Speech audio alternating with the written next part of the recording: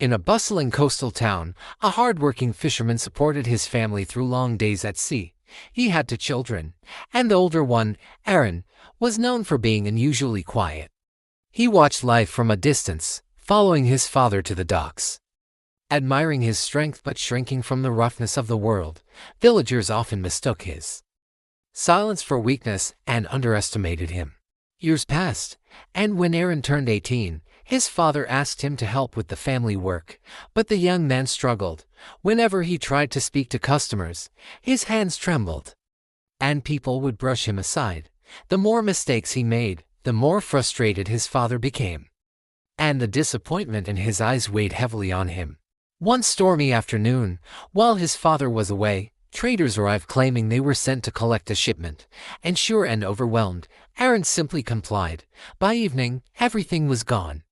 It was all a lie. His father returned exhausted to find the storage empty, and his anger filled the air.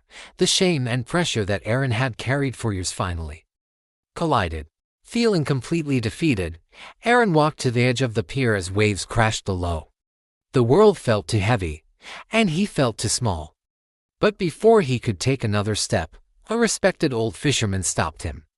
He'd seen the boy struggle for years and recognized the look in his eyes. Without judgment, he took Aaron to his workshop and gave him a life-changing path. On day one, he had Aaron repair 10 fishing nets. It demanded patience and focus. By day's end, every net was perfect. On day 2, he asked Aaron to teach some children how to tie a proper knot. Nervous at first, Aaron spoke softly, but the children listened with curiosity. For the first time, he felt the power of being heard. On the 3rd day, the old man told him to return to his father and explain everything with clarity and honesty. Aaron did, surprised by his son's newfound courage. His father gave him a chance to start over. Weeks later, something remarkable happened. Aaron began approaching people with confidence. He organized shipments and managed tasks that once paralyzed him. His reputation changed. He wasn't the shy boy anymore. He was becoming a capable young man. Years later, Aaron took over the family business, transforming it into the most respected fishing operation in the region.